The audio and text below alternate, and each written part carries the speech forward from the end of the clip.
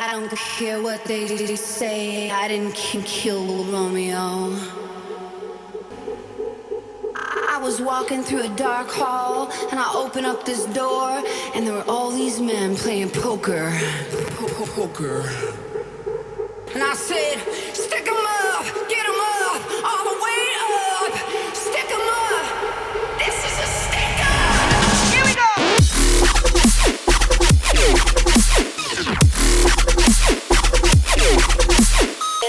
What's up, Hans family, and welcome to this video. This is one of my first Halloween videos, not Hansween.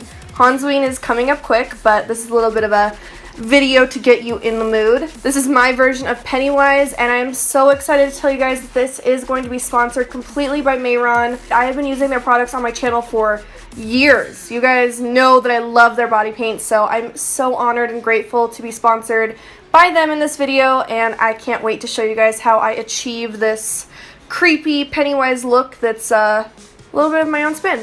If you want to grab any of the products to create this look, I was able to partner with Amazon through MORTEN to give you guys a custom storefront, which will have every single product I use in this video all in one place, so it's super easy for all of your Halloween needs. That will be linked in the description box below, so make sure to check that out, and let's get to it. Alright, so we're going to start out this tutorial with a bald cap. I'm grabbing this latex bald cap, which is from MORTEN. It's pretty easy to put on, just put it on your head and see kind of where you need to cut it just to fit your head a little bit more. You then just need to adhere it down. I'm using Prozade, but you can use any adhesive. You could use spirit gum, you could even use liquid latex. Make sure your ears are poking out and you're ready to go. Now, I'm a little too scared to see the movie, but I did look up some really great reference pictures. It's always good to start out with one. I love this one of his big smile with all those creepy teeth. So we're just going to use a pencil and map out where the mouth is going to be, because we don't need to put white paint all over our face. We're just going to be painting the mouth in later. Picking up the Clown White MORTEN paint, which is a cream-based paint. I'm just using a flat brush to stipple that all over my face and really press it into my eyebrows that I did glue down before. You also want to bring that down onto your neck and chest, because this will act as the base of our little ruffly color. Since the paint we used doesn't dry down, we do want to powder it just so that it sets in place. This is the MORTEN Color Set Powder, which is perfect because it doesn't have any pigment to it, so it just will set any color that you have down already. This is the Intense Pro Pigment Palette, so many P's in there. This is in the shade Earth. It was perfect because it has some grays and browns. We want to hollow out Pennywise a little bit, give him these really intense cheekbones. And between the steps of adding down the shadow, I do take more of the cream paint just to add a little bit on top so it looks a little more under the skin. Do the same with the other areas of the face. I'm taking the gray with a little bit of brown mixed in just to get right under my brow bone and starting to add where the little wrinkles of the face are going to be. Since he has this big huge smile, his face would be kind of wrinkled up, his skin pulling upwards. I mean, he's a pretty creepy looking dude, so we gotta add lots of dimension all around his face. When going on top of these whites with these shadows, you want to go in with a very light hand. Keep your application soft. It's always better to have to add more than to try to take away. With the smile lines, I draw those out and add a ton of shadow going underneath because the skin would be pulling upwards, causing a shadow coming downwards. And if your lines look a little too dark, you can always use a white eyeshadow on top just to make them look a little less stark. Dipping into the maroon shade that's in the palette, I'm going on top of the lid and underneath the eye as well, blending that outwards. I'm keeping the application kind of patchy because I really want this to look distressed. Add a little bit of black in there, just right around the outer corners of the eyes, and keep darkening as you go. Since I'm making this a little bit of my own version, I did add a little bit of a wing liner in there, just because I am going to throw some lashes on Pennywise in a little bit. And I'm just doing this by wetting my brush a little bit and dipping into the black shadow, and it works great to create a liner. Since he's angry, adding in some of those really angry kind of brow lines and darkening the skin right underneath. And now very lightly with just a little bit of water in the gray shadow, I'm drawing on where those big intense eyebrows are. When you're drawing the other one, make sure to keep looking back at the first one you drew so that they're pretty symmetrical. And if they're not perfect, that's okay. Eyebrows are sisters, not twins. Dirty up the top of the head a little bit. In the original makeup, he has kind of this crackling texture on the forehead, so I just wanted to emulate that with the eyeshadows and the cream paints on top to give this really textured look. And now we're going to do my favorite part, which is the mouth. For the entire mouth, I am going to be using Mehron's Paradise paints, which are a water-activated paint. I've used these so many times on my channel. You just add a little bit of water, swish your brush around, and it gets nice and creamy to create a really opaque pigmented color. I like to start with the teeth first, just so that I know where they're going to be in the mouth. I'm starting out with the bottom teeth and making sure that when my mouth is just closed and resting, the teeth will still kind of show. But I am shying away from drawing over top the line of my lips in the middle, because that will kind of ruin the illusion of our teeth actually being there. Since they are layered, I am drawing quite a few, and some of these are going to act as the teeth behind and some as the teeth that are going to pop forward. Now that we have a general idea of where the teeth are going to be, I take some red Paradise paint from Mehron and I am just going to outline where the lips are going to be.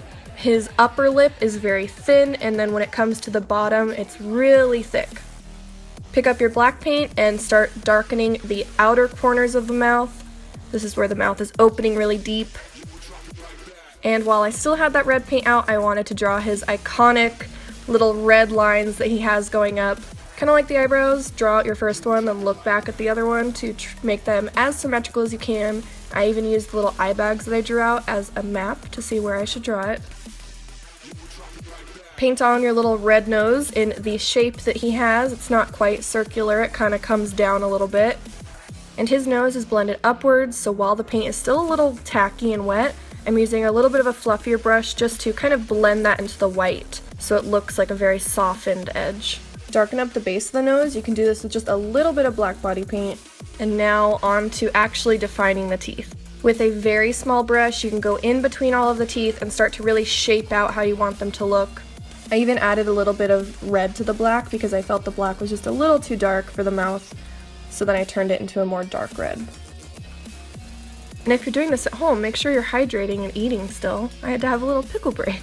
Back to the eyeshadow palette, add a little bit of a wrinkle right near the mouth, but not quite at the edge of it, because this is where our skin would kind of be pulling backwards too. And the eyeshadow palette is great because we are going to use it to completely shade out the teeth.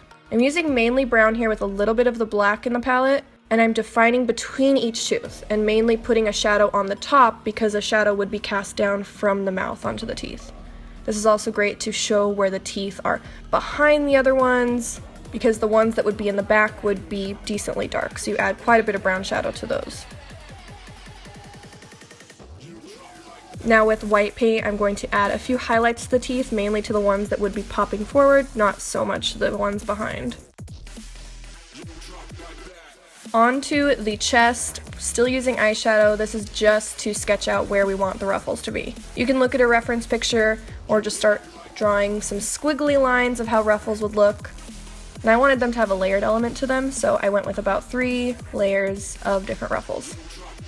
So here we're going to be using gray shadow mixed with a tiny bit of black, and every ruffle that goes downwards, let's say in a U shape, that's where you want to add a line of shadow, because as the fabric dips downwards, a shadow would go down into that part. Especially because then as the fabric goes up onto the top of the ruffle, that would stay light.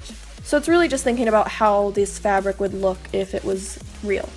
You also too then would add a shadow underneath each ruffle that would be layering on top of the other one.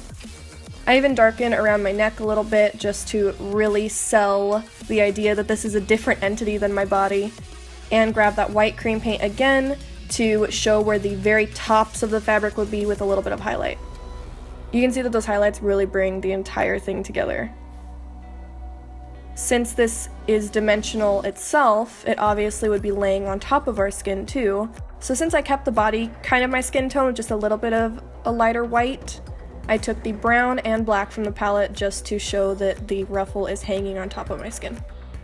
I finished up with a couple of little highlights on the mouth and the nose. Now throwing on the wig that I'm going to use for this look. I kept it towards the back of my head just because he has so much of his forehead showing, and I cut little pieces off to give that really intense widow's peak. Add a bit of mascara and lashes if you desire, and throw in your contacts to complete the look. And here is the final look. Thank you guys so much for watching. I really appreciate it. And thank you again to Mayron and Amazon for sponsoring this video. I'm really excited to show you what I have in store for you for Halloween, which starts very soon. Make sure to check out the link in the description so that you can pick up any of the products to make this look. And I will see you guys in the next video. I love the fuck out of you. Bye.